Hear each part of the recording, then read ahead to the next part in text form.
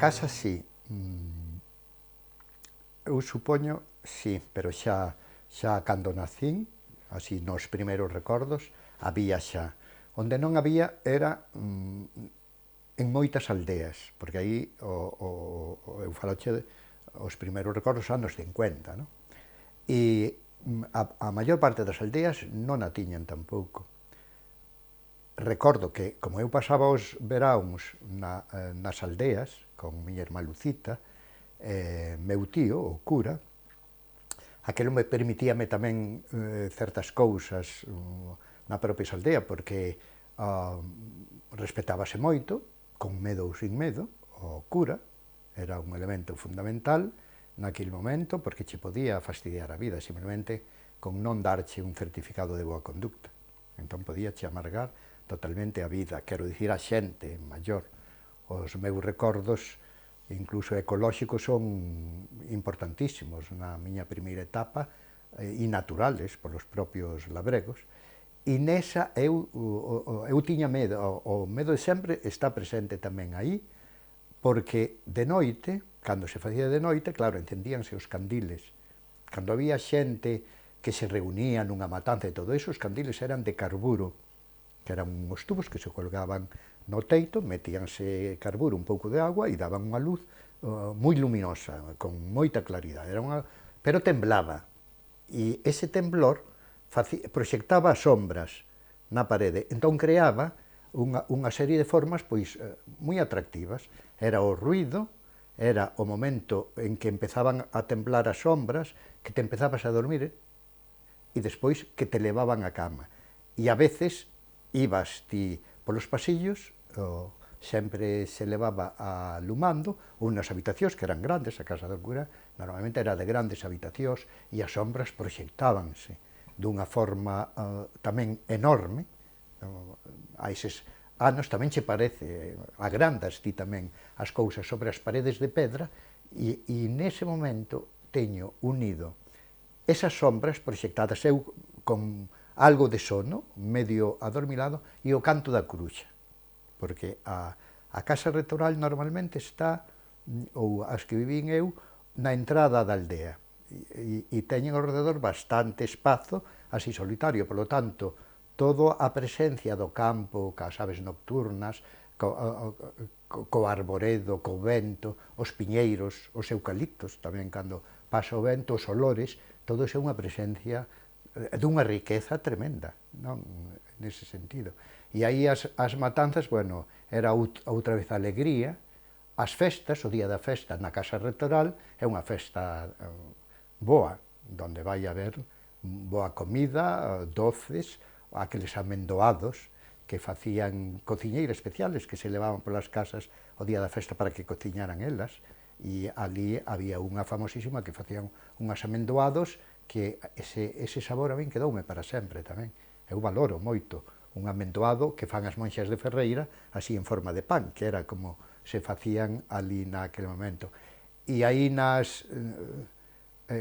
convidábase normalmente aos amigos, lóxicamente, pero como era a casa de cura, iban cantar a misa, cantaban ao mellor 8 curas, e estaba chea de curas, e os temas eran sempre os escapados, que eran os que perseguía a Guardia Civil, e o que pasaba, e o medo que tiñan eles.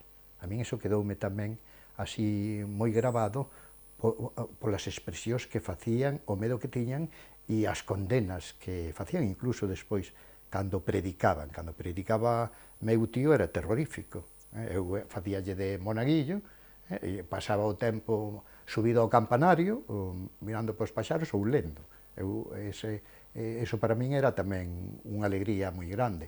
Pero ali, por exemplo, o olor do coñá,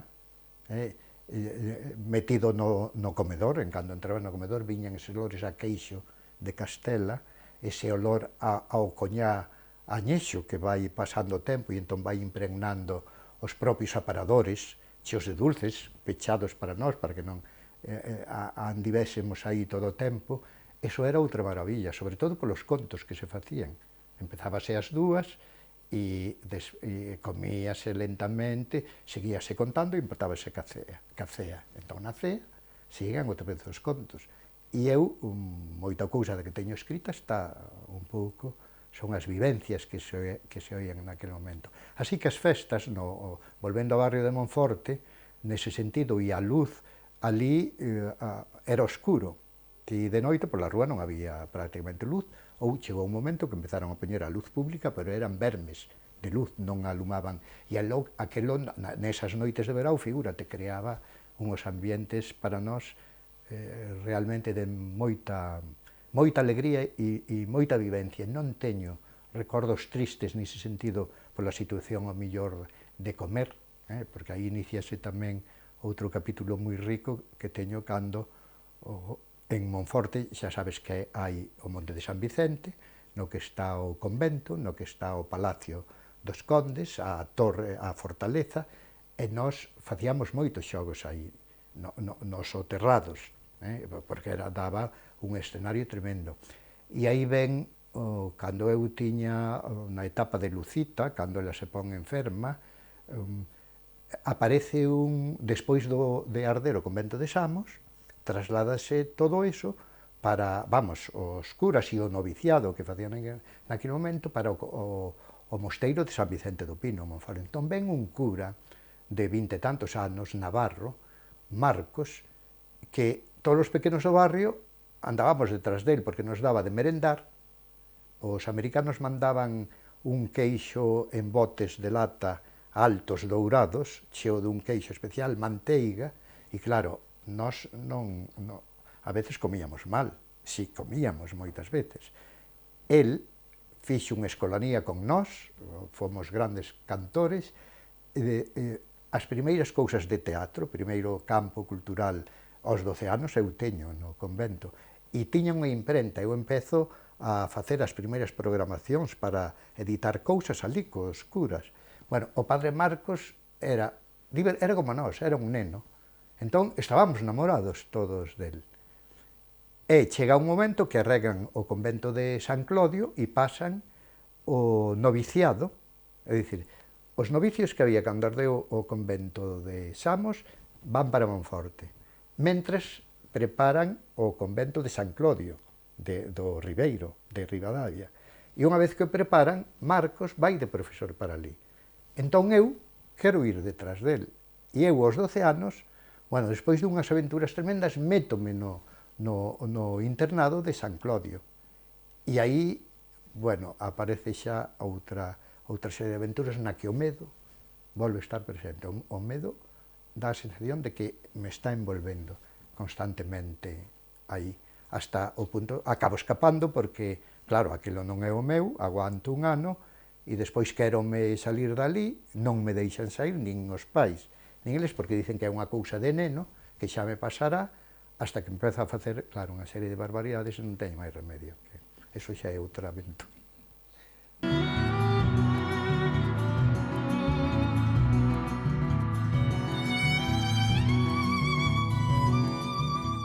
E recordo, ademais, que sempre había alguén que viña a dicir hai que facer isto, comentábamoslo aí uns días xustamente outra de máis eu, de que para a tosferina dicían que había que cocer en auga pedras do fondo do río. Eu non sei por que era, pero si eu recordo ter tomado algunha cousa desas, e seguramente moitas máis. Así recordo para as verrugas botar ceruda que é a celedonia. Entón era que tiña unha flor de 4 folliñas e que solta un líquido amarelo ao cortala. E si eu recordo que tiña nunha rodilla un montón de verrugas cando era pequeniña. E recordo de que sempre que pasaba por onde se erva xa tiña o costume, porque así me ensinaran, de lle botar a ceruda e desapareceron efectivamente. E eso tamén era para todo tipo de verrugas. Había moitas máis cousas. Recordo o poexo, que era o poleo. Tamén recordo collelo do campo para tomalo. E recordo, había moitas cousas así. E depois eu teño un non que daquela, sabes que os pequenos teñen menos infeccións urinarias, non recordo así claramente, pero recordo ervas, e mesmo que había xente maior, alguén que tiña cistitis, e que había unha señora ali que saiu de ervas e que lle preparaba unhas ervas para facer vaos, digamos, non? Sentarse no orinal con aquelas ervas en quente. E sei que así eran efectivas. Eso eu recordo de alguén que tiña e dixeron vai buscar unhas ervas onde Consuelo de Vila e que che dé para tal. E que levarllas a persoa que... Había parador de moas. E o emplasto, eu non recordo, estou recuperando neste momento. Ás veces non hai como tirar do fío. Estou recuperando que era un emplasto parecido ao da morcilla dulce. Así que podía levar iso? Tiña que ser un pan quente ou algo así. E sí que se poñía en emplasto cando che doía unha moa. O do grolo de augardente, pois si recordo cando che doía unha moa, botar o grolo de augardente e logo cuspilo. E nós a veces dicíamos que nos doía a moa, e non era pola augardente, que nunca me gustou, pero seguramente era o prohibido. Entón, como non era normal que os pequenos tomáramos augardente, dicir, canto me doi esta moa? Entón daba un groliño, facías o buche aí e cuspíalo. Tamén, recordo co meu avó, dicirse, avó, aí doi máis esta moa para que me dera un pitillo, porque decían que o fume do tabaco tamén era bon contra a dor de moas. E recordo dicirse, avó, que me doi moito esta moa se me dera un pitillo, porque o meu avó falábamos galego, que daquela na casa falábamos castelán, pero co meu avó non. Entón era o respeto, el falaba galego habitualmente, aínda que falaba moi ben o castelán tamén. Entón era o respeto ao avó, era falarse no idioma que nos falaba, o que me parece extraordinario, que, bueno, meu pai a nós tamén nos falaba en galego, pero diante da miña nai menos, porque eran historias daquela época. Pero recordo o de pitillo dicirlle, que me doi esta moa de un pitillo. Entón miña mãe dicíalle, non lle faga caso e tal. Dicir, non, xa non. E por baixo da camilla estaba lo dando. Si, recordo varias cousas así destas. Si. Eu recordo, bueno, Sabia de Torbeo, eu recordo ir falar dela moitísimo, da Sabia de Torbeo. E logo había, si mesmo ali no Valdomao, había 2 ou 3 señoras que sabían máis de ervas, e eran as parteiras. Recordo a señora Ramira, que era, bueno, unha señora deliciosa, e me recordo o seu colo, e que nos quería moito. Había 2 señoras, irmás, que tiñan fama de meigas, e o seu delito era que tiñan os ollos azuis. Entón, automáticamente, os ollos claros, meigas. E por riba, esta era parteira. E parece ser que cando eu nacín, cheguei rapidamente, e non lle deu tempo a chegar a Genín, que era o médico dos amos, que era moi amigo do meu pai. E mesmo cando a miña mãe estaba de parto prácticamente, viña para ali e deixaba recado de que o avisaran se había alguna urxencia. Estaba ali moi feliz. Pero parece que non din tempo e tendeu unha señora Ramira. E depois, cando ela estaba moi velliña, que eu era unha nena aínda, dicía, Teresiña, cando mora tens que vir ao enterro que se fixe un ombligo. E así que lle foi un enterro. E recordo unha señora deliciosa, que tiña un colo moi grande, non escollía no colo.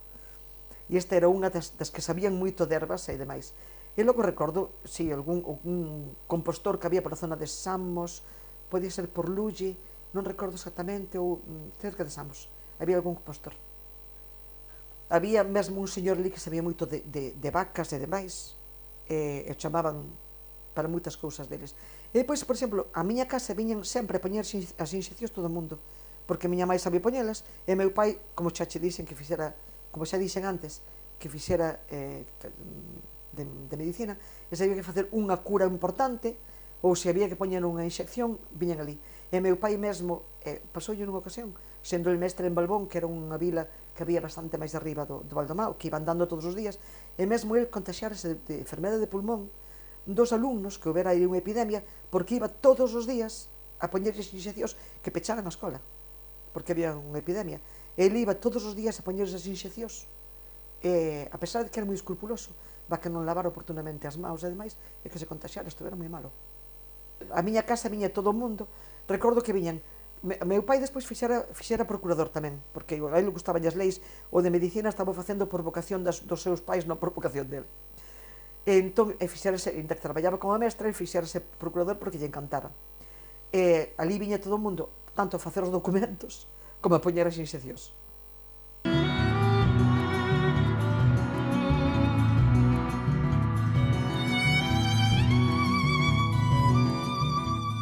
Sí, eu acórdome que viñan escuitar daquela un programa que era de España para los españoles, Matilde Fernández me parece que se titulaba. Sí, e viña a xente escuitar ali, e mozos, pois bueno, e empezou a cambiar o sistema de rúa. a rúa, non? De ir de rúa. Pois antes iban ás casas pois a contar contos, pois a falar, pois outras historias. Aí empezouse a radio, empezou a convocar, ter outra convocatoria. Eu acordo perfectamente a cablear a casa. Sí, eso, pero en cambio non teño xa noción de a luz de carburo, eso xa non teño. Si, de andar os carburos por ali, non? Os como lle chame, pero vamos, non, quero dicir, de alumar e tal, non. Por ali, polos pueblos de Pena, había un paisano que viña cunha Super 8, bueno, debía ser a Super 8, non sei, con películas, e poñía nunha pendella da miña casa. Entón, nos íbamos ver as películas todas. Nosotros non nos cobraban, non. Eu non me acordo se cobraban a entrada 2 pesetas, me parece. Non quero... E traía unha máquina, eu ainda teño a mesa onde poñían a máquina aquela, e claro, tiña cortes seguidos. Eu xa non debeu de ser a primeira, pero si unha das primeiras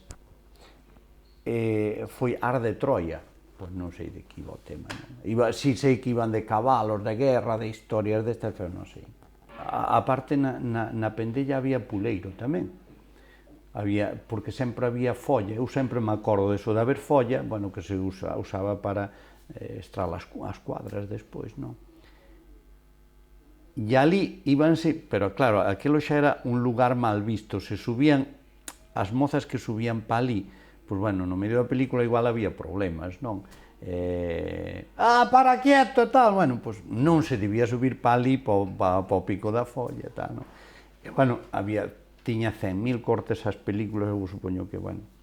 Pero, bueno, si, era un hobby moi grande ali no pueblo, pois normalmente pasaba 1 ou 2 películas ao mes, Non, era unha sesión que sabíase cando empezaba, pero non sabía cando acababa, porque xa todo os cortes eran imprevisibles, non, nas cintas.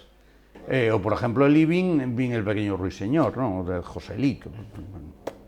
Sí, eu de cine, pois quizá por eso, pois sí, vin. Pois, por exemplo, a mí era máis, ou ali no pueblo era moito máis tal, pois o da tele. E incluso da radio, eu creo. Si era máis novedoso, non? A tele foi realmente novedoso. Os teleclubs facíanse moito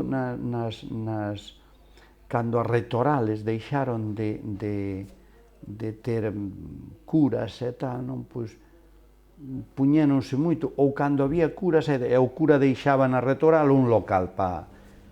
E despois, pois tamén había moito, os teleclubs viñeron ca tele, non? En realidad, bueno, xa empezaba a despoblarse bastante aquilo e tal.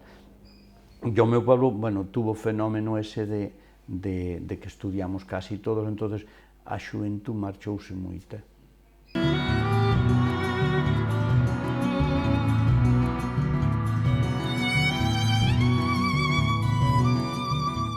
Fue antiguamente mucho más bonito porque tenía una torre, que esa torre cayó y no se reconstruyó y se fue abandonando. Y entonces yo me empecé a pensar que eso tenía que recuperarse, tenía que volver a ser lo que había sido. Y pasé, pero temporadas muy grandes en Chareje, allí con todos los obreros, vigilando y mirando. Fue de sacrificio, pero fue un sacrificio que me gustaba hacerlo. Entonces no era tan sacrificio. Ha cambiado que todos tienen coche, ya lo primero. Segundo, que todos tienen cocinas estupendas, porque es lo primero, realmente es que en una aldea es lo primero que necesitan. Todos tienen cocinas estupendas. Y hay una cosa muy importante, que a sus hijos, a todos los que pueden, les están dando carrera. Entonces ha cambiado muchísimo a pasar de ser unas personas más sacias a ser unas personas educadas. Antes eran respetuosas, pero les faltaba educación. Y sin embargo ahora casi todos los chicos son educados y los padres también. Es curioso, unos a otros han enseñado. Entonces encuentras que en la aldea hoy día la gente está muy civilizada, está mucho más educada, siguen siendo respetuosos, es mucho más agradable el convivir con ellos. La verdad es que yo me siento muy a gusto con ellos. Yo creo que lo primero de todo, que volvieran los que se marcharon. Date cuenta que hoy hay poquísima gente en el campo, porque todos emigraron, se marcharon a Bilbao, se marcharon a otro sitio, y falta mucha gente. Y la gente que hay hoy en el campo, casi todos son personas mayores. La gente joven, unos ha hecho médico, otros ha hecho ingeniero, otros ha hecho... y entonces ya no están en el campo. Ese es el defecto que tienen, el defecto y la gran alegría, ¿no? La gran, de que se han convertido todos en unas personas cultas, educadas y perfectas. Pero por otro lado, pues claro, se nota en la aldea. Ahora, las gentes que han quedado en la aldea son gentes tan buenas, tan pacíficas y tan estupendas, que realmente estás a gusto con ellas. En las aldeas a mí me encanta, porque te duele la garganta, miel, un poquito de miel, o te ponen un paño con no sé qué cosa por la garganta. Tienes una verruga, hay una planta que echa una cosita blanca, etc. Tienen medicina para todo, solución para todo. O sea, la necesidad de no tener las cosas así, también te encuentras ahora. Bueno, ahora ya no sé que está cambiando mucho lo de la farmacia, pero te encontrabas muchísimas medicinas sin empezar tiradas. Que mucha gente era el afán de ir a la farmacia y coger, y después pues, que pasaba el tiempo y ya no servían. Si tú ahora entras en casa de un paisano y tienen unas casas estupendas, unas casas arregladas con buenas cosas, unas cocinas espléndidas, porque realmente donde hacen la vida las cocinas, es mucho mejor. Y ellos mismos ven televisión, entonces también pues, te hablan de cosas de la televisión, de cosas que está pasando por el mundo, o sea que tienen otra conversación que no son las vacas ni las ovejas. Yo no iba mucho, pero ni tampoco mis hijos, ¿sabes? Precisamente por eso, porque era mucho jaleo, mucho lío y a lo mejor se perdía un poquito el control. Y vamos, hablo de la aldea. Y entonces iban poco. Sí, por ejemplo, tengo un recuerdo fantástico. Nosotros teníamos, no nosotros, mi suegro, tenía, atravesando el río, del otro lado, tenía el Pazo de Santa Mariña. Un pazo precioso, y íbamos mucho a verle. Y entonces Santa Mariña es un pueblo que le tenemos un gran cariño. Y hay unas fiestas en el mes de agosto. Y un recuerdo que tengo que me encanta es que salíamos de nuestra casa y hay una explanada grande que se ve pues, parte del pueblo de enfrente, de Santa Mariña. Y hay unas piedras grandes, unas rocas, y nos sentábamos, Bernardino y yo, con todos nuestros hijos, a ver cómo echaban los cohetes.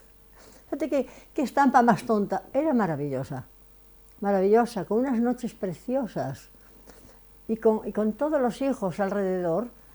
Es una estampa vamos, inolvidable y que me encantaría poder seguir haciéndola. La verdad es que te apetece muchísimo más. Yo qué sé, pues de merienda un buen bocadillo de jamón o una tortilla de patata con unos pimientos, no de merienda, digo de cena.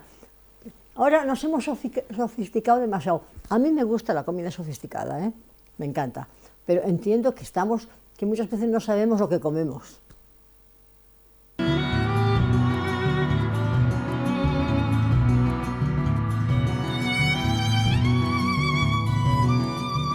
Tiña unha galena que me regalou un amigo do meu pai. Sabes que era unha galena?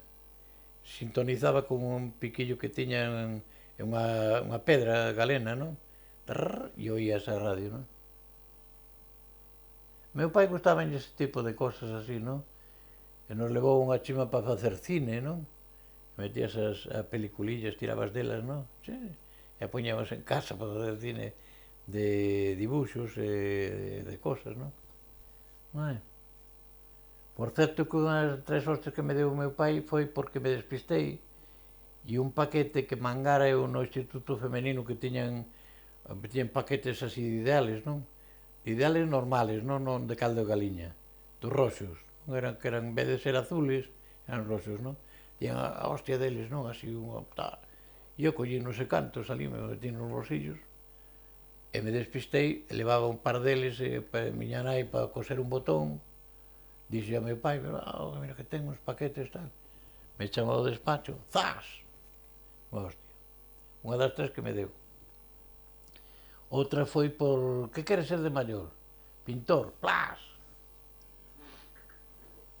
E a terceira foi porque volvíamos de comulgar daqueles dos primeiros viernes que se facían e tal, non? Tu fixaste os primeiros viernes? E meu pai dixo, date prisa que teño fame. Dixo, eu teño pouca fame porque comulguei 2 veces. Plas! Pero en aqueles tempos era normal, esas cosas así, ese debate así, esa cosa, tras, pim, plan, pum, bla. Miña nai, por exemplo, era moi raro que nos pegara, non? Sacaba a zapatilla e xa con sacar zapatillas salías volando, xa... Pero meu pai, tal, así a miñas irmás están por chegar tarde, en vez de chegar ás 10, chegaba ás 10:30, xa, Pero en aqueles tempos era normal, eso, non? Tal, respeto, tal, esa cosa, non? Sí, me gustaba as verbenas, sí. Era moi simpático aquilo de que a ver se te deixaba meter a mão por dentro, entre o abrigo e ela, non?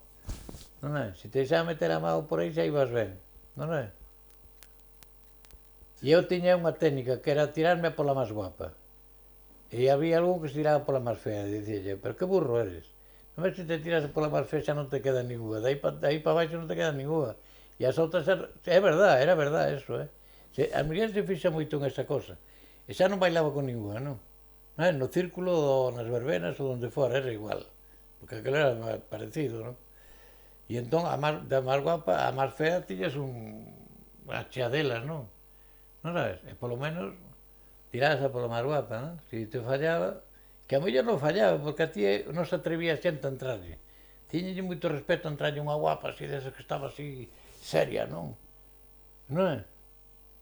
E tú decías, nada, sin decirlle si bailaba, veña, vamos a bailar.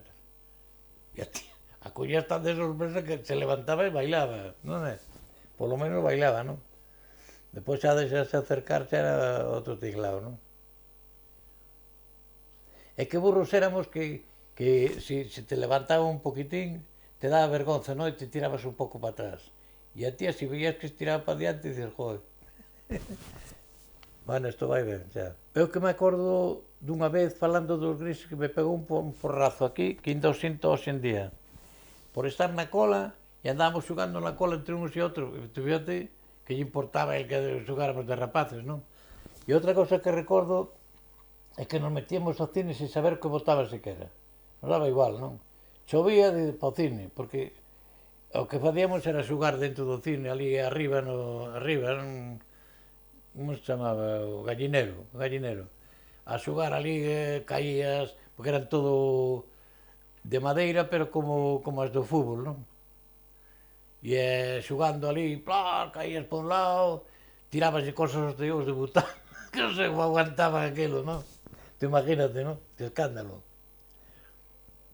Dábamos naranxas, por eso, as pelas das naranxas, tras, os de baixo. Viña o acomodador e diría, que pasa, que luces ali? Non pasa nada, non facemos nada.